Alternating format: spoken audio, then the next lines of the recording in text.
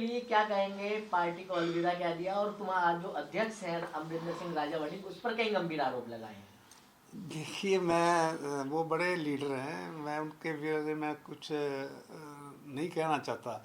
लेकिन जो अगर उसने कोई इल्ज़ाम लगाए हैं उसको पार्टी में विद इन पार्टी बैठ के उसका समाधान करना चाहिए था, ना कि ओपनली जब पार्टी छोड़ दी है वो भी नहीं छोड़नी चाहिए थी। वो नवजोत से सिद्धू है उसका, वो भी एक बड़े सीनियर पॉलिटिशियन हैं, बड़े ईमानदार हैं, तो वो बैठ के उसको हल जो है कर लेना चाहिए। पार्टी छोड़ी है, लगता है कि विधानसभा चुनाव में इसका नुकसान होगा।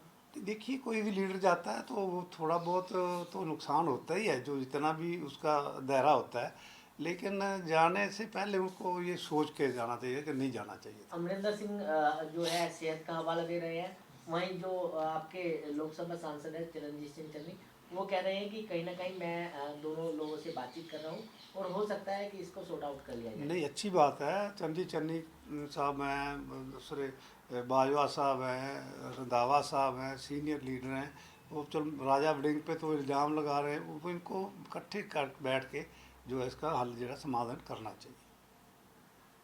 ग्रांट रोकी गई है, किस तरीके से आप देखते हैं, कितना असर पंजाब में? नहीं, देखो ये तो ਪੰਜਾਬ ਨੂੰ ਮਾਰਨ ਵਾਲੀ ਗੱਲ ਹੈ ਕਿ ਪੰਜਾਬ ਦੀ ਦੇਖੋ ਪਹਿਲੇ ਨਰੇਗਾ ਦਾ ਜਿਹੜਾ ਸੀਗਾ ਜੋ 90% ਪੈਸਾ ਕੇਂਦਰ ਸਰਕਾਰ ਦਿੰਦੀ ਸੀ, 10% ਜਿਹੜੀ ਸਟੇਟ ਦਿਆ ਕਰਦੀ ਸੀ, ਉਹਨੂੰ ਵਧਾ ਕੇ 40% ਜਿਹੜਾ ਹੈ ਉਹ ਮੈਚਿੰਗ ਗ੍ਰਾਂਟ ਕਰਤੀ ਕਿ ਸਟੇਟ 40% ਪੈਸੇ ਦੇਗੀ ਤੇ 60% ਕੇਂਦਰ ਸਰਕਾਰ ਦੇਗੀ। ਉਹ ਵੀ ਇੱਕ ਨਰੇਗਾ ਬੰਦ ਕਰਨ ਵਾਲੀ ਜਿਹੜੀ ਹੈ ਉਹਨਾਂ ਨੇ ਵੀ ਪੋਜੀਸ਼ਨ ਬਣਾਤੀ।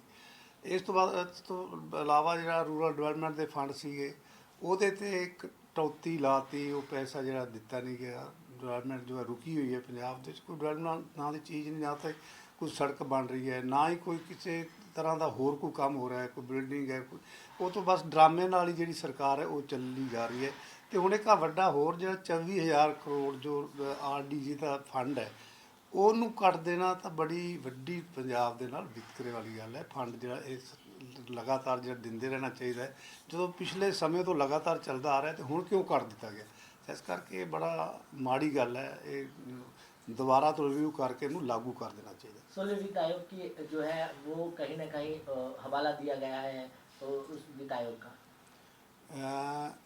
हवाला तो दिया गया होगा, लेकिन ये वो बात नहीं है। इसको ये फंड तो लैप्स करना कटना ये तो अच्छी बात नहीं है। इसके हम पंजाब में तो लोग जो है आज ही कह रहे हैं कि ये पंजाब विरोधी बजट है, पंजाब की फेवर में नहीं है, तो इसलिए इसको दोबारा रिव्यू करके लागू कर देना चाहिए। लेकिन अगर बात करें तो किस तरीके से इस बजट को देखते हैं आप? बजट पंजाब के तो नेगेटिव है ही है, लेकिन देश के भी नेगेटिव है। बड़े लोगों को फ़ायदा दिया गया है, उनका GST कम कर दिया, जीरो कर दिया, ऐसे और टैक्स जो है वो कम कर दिए। ऐसे में पंजाब के जो में जाना चाहिए था वो हुआ नहीं, मिडल मैन का नहीं है, सिर्फ बड़े लोगों को ये फ़ायदा पहुँचाने के लिए ये दिया गया। जाए एक दो स्टेटों में जहाँ पर इलेक्शन इस साल में है उसका थोड़ा बहुत उन्होंने ध्यान रखा है, तो पंजाब में भी 2027 में इलेक्शन है, उसका भी ध्यान रख लेना चाहिए था कि पंजाब को उसने देना है।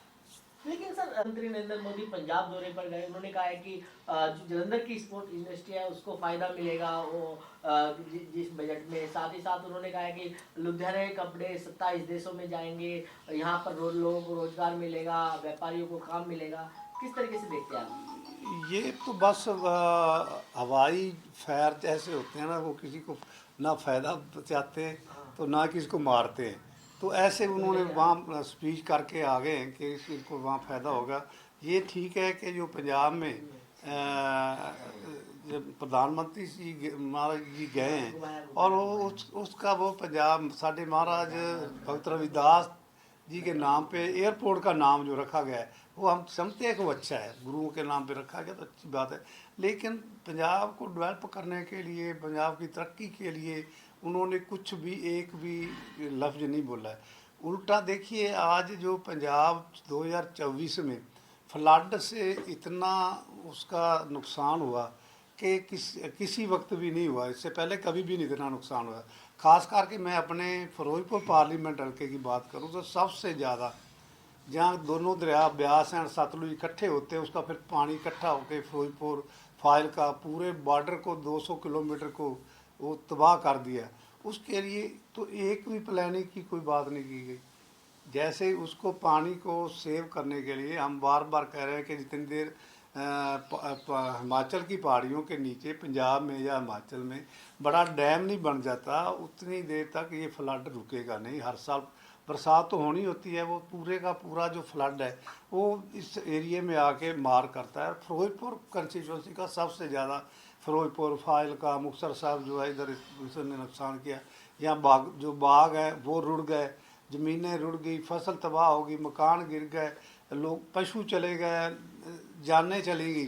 तो उसके लिए इन्होंने कोई भी कुछ भी इसमें बजट में नहीं रखा है, तो बड़ा मंदभागा है।